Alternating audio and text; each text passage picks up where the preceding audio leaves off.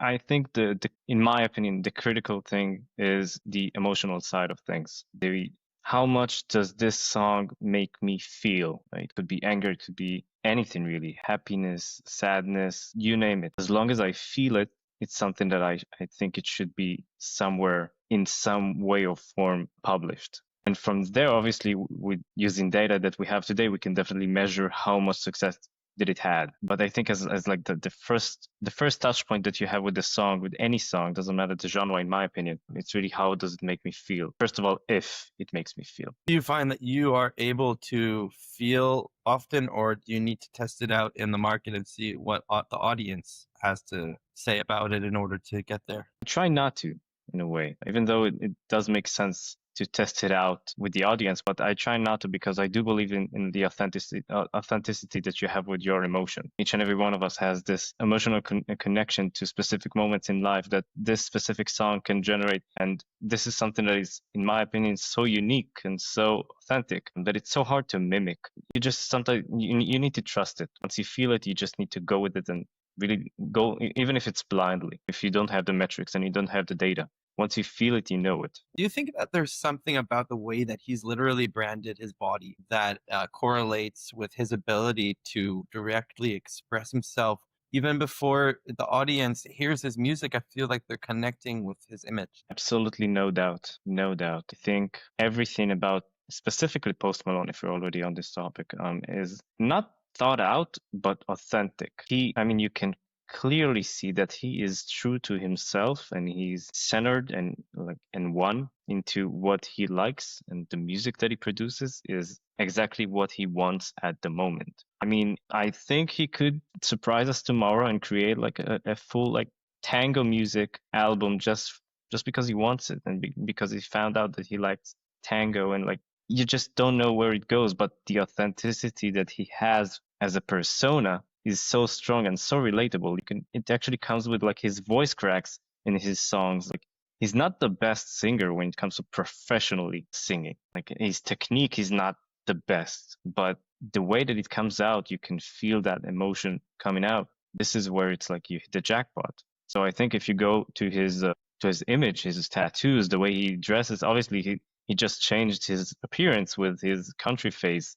Now he has these like the leather boots, and he has the hat, like the cowboy hat. These things keep changing because he changes accordingly, but he's so true to himself that it's just comes out right. That's the best feeling ever when you see that what you see in your own eyes and what you believed, if it was a month ago or 15 years ago, the fact that you saw something and you were right, it means a lot, not just to your client, of course, which is, I think it's fairly obvious that he's experiencing that success like firsthand because it's his first of all, but even personally for me, like when it comes to like confidence and those small things that matter. Because I have like a short example, I had a client where he started out with really anywhere, I think it was around 5,000 monthly listeners on Spotify, and eventually got to a point where he managed to sign a deal with a major label within the house music industry, and it blew off, like really blew off to a point of millions of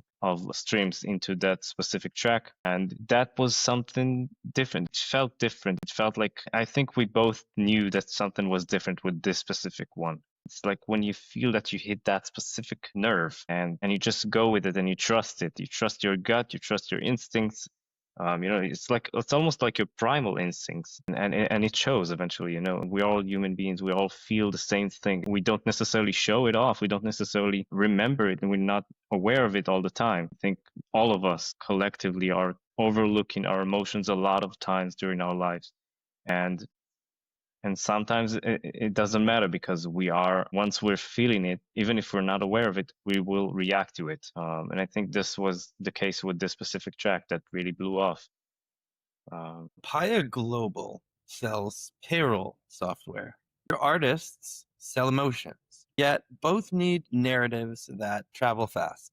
What common storytelling framework works for both a SaaS demo and a music release? Well, easy. Thought leadership. Thought leadership will go on in every corner that you can think of.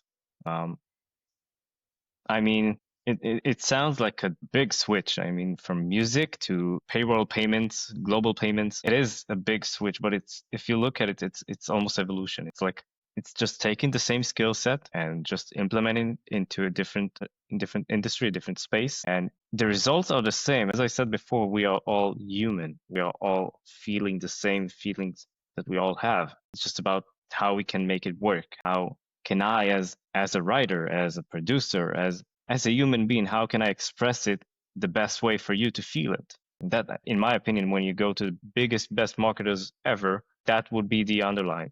We're just trying to make people feel what we want them to feel at this specific moment. So we need to set the mood. We need to set like the whole scene for it to work. It's not just that I'm not a magician. I'm not doing like this and then you're sad or you're happy or you're motivated.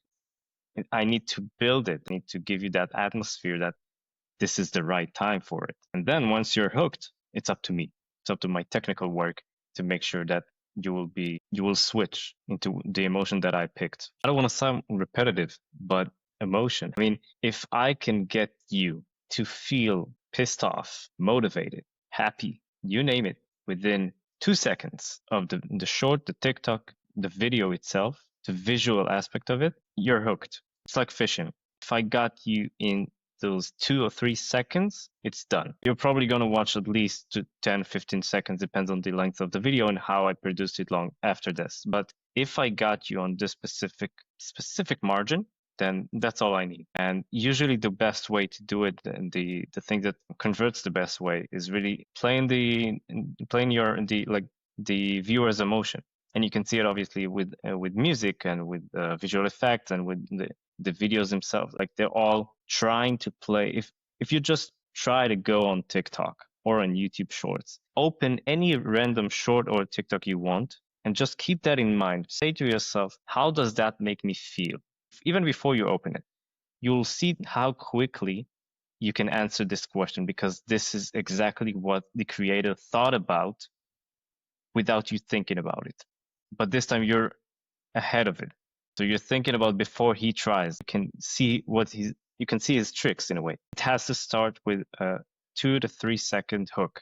That hook should be everything, and it would be like 90% of my efforts would go into that hook of thinking, how can I catch the viewer's eye and mind? And that would be like the main event for me as a start in that whole structure. Going through that 2 or 3 seconds, we move on to, let's say, 5 to 7 seconds, where you get the body, for example, where I would have to explain to you, why am I interesting? What do I want from you? Or just why did you stop? What was the reason for it? And that obviously would have to be entertaining and eye-catching, and would probably have a lot of cutscenes and a lot of, like, let's call it blinks. And the rest, which is basically the outro, would have to be a CTA, some sort of a call to action that could be beneficial for, of course, for me and for the viewer. And it would have to probably end on a high note that would be able to complete the loop. So if you're watching it on a loop, it will be connected, which is more of a visual effect, but our brains really appreciate those, like, complete cycle in almost an unconscious way.